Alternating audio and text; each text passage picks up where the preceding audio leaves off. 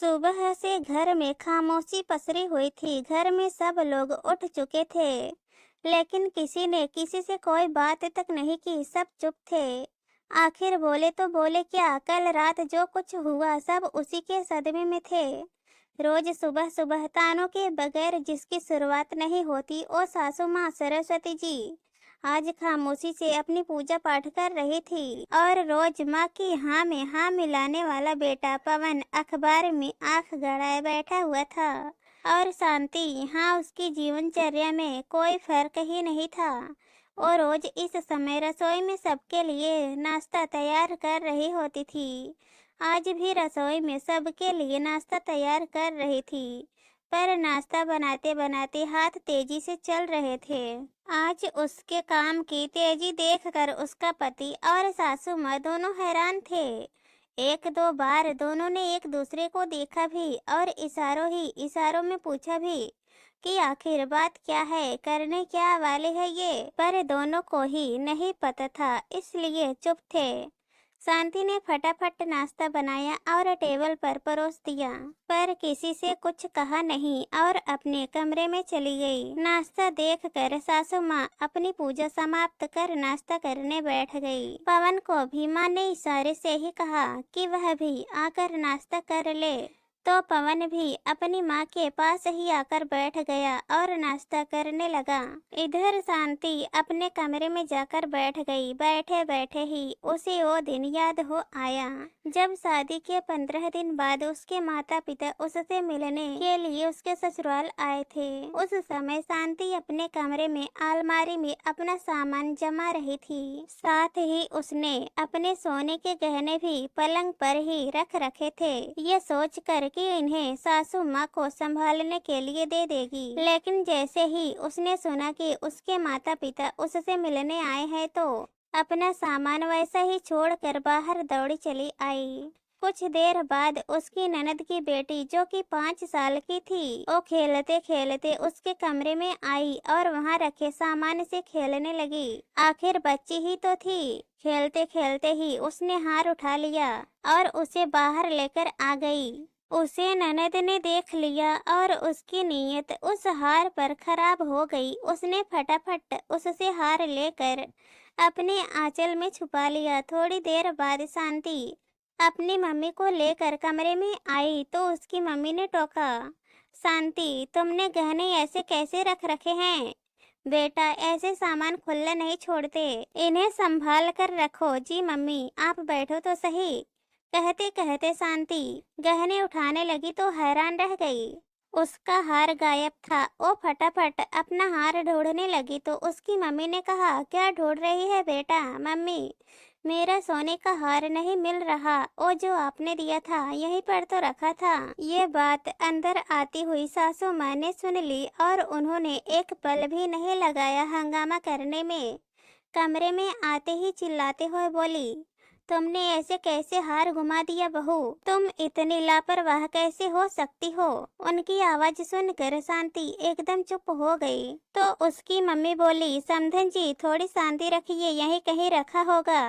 माफ करना समधन जी, आपने अपनी बेटी को कुछ भी नहीं सिखाया है। उसे ये तक नहीं पता कि अपने सोने के गहनों को इस तरह लापरवाही से नहीं रखते। सरस्वती जी इतनी जोर से चिल्ला रही थी कि उनकी आवाज सुनकर शांति के पापा और पवन भी कमरे में आ गए। शांति की मम्मी ने हिम्मत कर सरस्वती जी से कहा, अभी थोड़ी देर पहले इस कमरे में से एक बच्ची खेलते हुए बाहर आई, क्या पता उसने कहीं। खबरदार समधन जी, अपनी चोरी का इल्जाम मेरे नातिन पर लगाया तो आप जैसे लोग खुद अपनी बेटी के घर में आकर चोरी करते हैं और इल्जाम दूसरों पर लगाते हैं। मम्मी जी आप ऐसे कैसे मेरी मम्मी पापा पर चोरी का इल्जाम लगा सकती हैं? शांति के इतना कहते ही सरस्वती जी ने जोर जोर से चीखना शुरू कर दिया। लेकिन मजाल की उसकी ननद ने एक बार भी अपना मुंह खोला हो। यहाँ तक कि जब वो छोटी सी बच्ची आगे बढ़कर कुछ बोलने लगी तो उसे खींचकर दूसरे कमरे में ले गई, यह कहते हुए कि छोटी बच्ची पर इन सब बातों का गलत असर होता है। बात बढ़ती देखकर शांति के माता पिता ने हाथ जोड़ लिए और वहां से रवाना हो गए। जब शांति उनके साथ जाने को हुई तो उन लोगों ने उसे समझाकर अपनी कसम देकर वहीं रोक दिया। उस दिन के बाद से उसने मायके की शक्ल तक नहीं देखी, क्योंकि सासू माँ ने सारे रिश्ते खत्म कर दिए। पवन अपनी माँ की बात कभी टालता नहीं था, तो उसने भी कुछ नहीं कहा। लेकिन कल रात सरस्वती जी के न्योते पर ननद नंदोई जी घर पर खाना खाने आए हुए थे। वो सब लोग बैठकर खाना खा रहे थे और शांति सबको खाना परोस रही थी, जबकि ननद की बेटी खाना खाकर अपनी मम्मी के मोबाइल पर गेम खेल रही थी। उसी समय नंदोई जी ने शांति के बनाए हुए खाने की तारीफ की तो पता नहीं सरस्वती जी को क्या सूझी, जो ओ उस समय भी शांति को ताने मारने से बाज नहीं आई। खाना बनाना तो मैंने इसे सिखाया है, नहीं तो आता ही क्या था। आखिर चोरों के खानदान से जो ठहरी, इसके मम्मी पापा को तो अपनी ही बेटी के ससुराल में आकर बेटी का हार चुराते शर्म भी नहीं आई। यह बात ननद की बेटी भी सुन रही थी, जो उस समय मोबाइल पर गेम खेल रही थी। फिर पता नहीं उसे क्या सूझी, मोबाइल पर गेम खेलते खेलते ही वह शांति से बोली, मामी आपके मम्मी पापा चोर हैं क्या? छोटी सी बच्ची के बात शांति के दिल में तीर की तरह चुभी, पर सासू माँ हंसते हुए बोली, और नहीं तो क्या, इसके मम्मी पापा चोर ही तो हैं, जो बेटे का सोने का हार चुरा ले गए।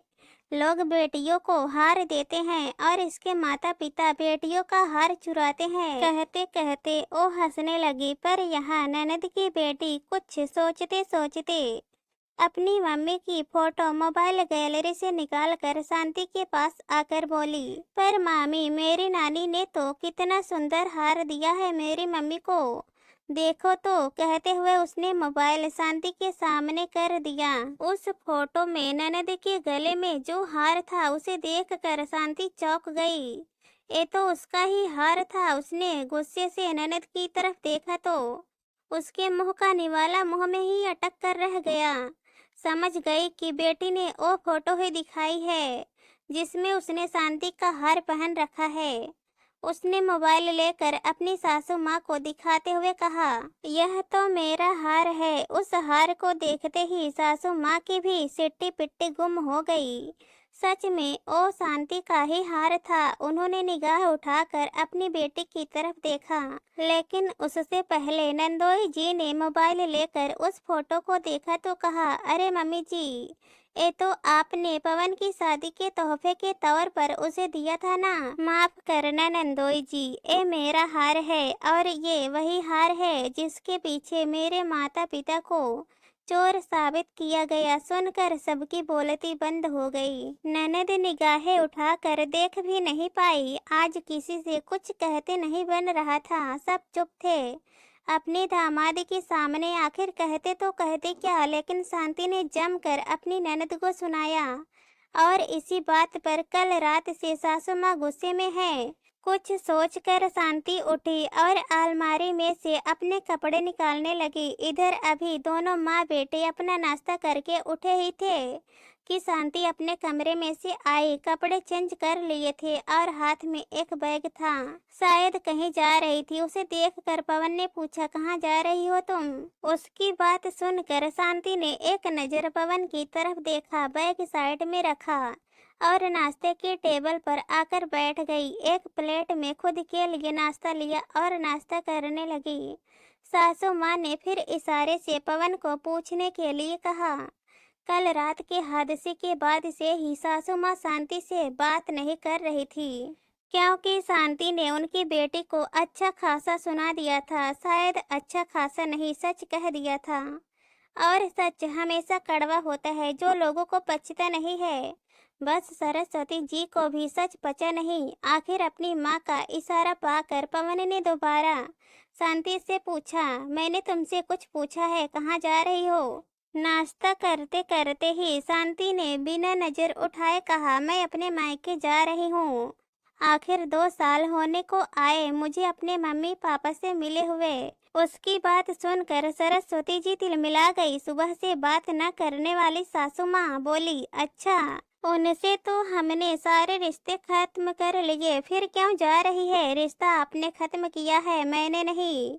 उन्होंने मुझे जन्म दिया है, पाल पोस कर बड़ा किया है। मैं अपने माता पिता के घर जरूर जाऊंगी।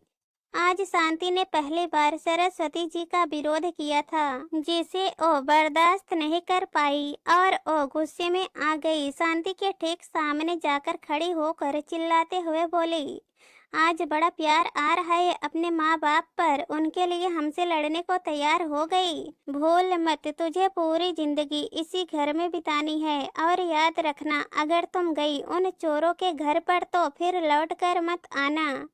अपने माता पिता के लिए चोर शब्द सुनते ही शांति के तन बदन में आग सी लग गई। नाश्ता करते ही टेबल पर हाथ जोर से मारते हुए खड़ी हुई और सरस्वती जी के बराबर चिल्लाते हुए बोली, चिल्लाइए मत, आपके बराबर चिल्लाना मुझे भी आता है। आपकी हिम्मत कैसे हुई मेरे माता पिता के बारे में इस तरह की बात करने की? चोर ओ नहीं, चोर आपकी बेटी है। खबरदार बहू, अगर तूने मेरी बेटी के लिए कुछ कहा तो ओ इस घर की बेटी है, उसका इस घर पर बराबरी का हक है। क्या हुआ अगर उसने ओ हार सेट ले लिया तो? इस घर के सामान पर उसका भी हक है। उस पर इतना हंगामा क्यों कर रही है? सासू माँ अभी भी अपनी बेटी की तरफदारी कर रही थी, जिसे देखकर शांति ने भी कहा, बिल्कुल सासू माँ, आपके घर के सामान पर आपकी बेटी का हक है। यहाँ तक कि आपके घर पर भी आपकी बेटी का बराबर का हक है। पर आप भूल रही हैं कि उसने जो हार चुराया था वो आपकी बहू का था और आपकी बहू के मायके से आए हुए सामान पर उसका कोई हक नहीं था। फिर भी उसने इतनी आसानी से उसे इस तरह चुरा लिया और इतना बड़ा तमाशा हो जाने के बावजूद भी बेशर्म की तरह चुपचाप बैठी तमाशा देख रही। और क्या कह रही हैं आप? क्या हुआ? उसने जो मेरा हार सेट ले लिया तो उस हार सेट के पीछे आपने मेरे मायके से रिश्ता तोड़ दिया। मेरे माता पिता को कितना कुछ सुनाया, वो कहते रहे कि समधन जी हमने कुछ नहीं किया, लेकिन आप तो सुनने का नाम ही नहीं ले रही थी। मैं तो उसी दिन ये रिश्ता भी तोड़ चुकी होती, लेकिन मेरे माँ बाप ने अपनी कसम देकर मुझे चुप करा दिया, ये कह कर कि हमारे पीछे अपना रिश्ता मत खराब कर। उस दिन तो बड़ा हंगामा कर रही थी आप, आज क्या हो गया सासू माँ? आपने तो बड़े डंके की चोट पर सीना ठोक कर कहा था कि हम किसी चोर के साथ रिश्ता नहीं रखते। आज क्या हो गया? आज आपकी बेटी चोर साबित हो चुकी है, तो अब उससे कब रिश्ता तोड़ेंगे आप? अब की बार सरस्वती जी थोड़ा ठंडा पड़ते हुए बोली, बहू ओ मेरी बेटी है और खून के रिश्ते ऐसे नहीं तोड़े जाते। खून के रिश्ते, मेरा भी मेरे माता पिता के साथ खून का ही रिश्ता है। आप में तो अब बहुत फर्क आ गया सासू माँ, तब मेरे मायके वाले थे, अब आपकी बेटी है। खुद की बेटी से रिश्ते तोड़ते नहीं बन रहे और बहू के मायके वालों से रिश्ता तोड़ने में एक पल भी नहीं लगाया आपने। बस अब और नहीं, मुझे रोकने की कोशिश भी मत करना। जिस दिन अपनी बेटी से रिश्ता तोड़ लो उस दिन बोलना, कहकर शांति अपने बैग की तरफ बढ़ी और अपना बैग लेकर घर के बाहर रवाना हो गई। सरस्वती जी ने गुस्से से मोबाइल उठाकर बोली, इसके माता पिता को ही फोन करने दो। जब दो चार खरी खोटी सुनेंगे ना तो अपने आप ही अपनी बेटी को अपने घर आने से रोक देंगे। कहते कहते उन्होंने पवन की तरफ देखा तो पवन ने भी हाथ जोड़ लिया, माफ करो माँ, मैं उस दिन भी कुछ नहीं बोला था, आज भी कुछ नहीं बोलूँगा।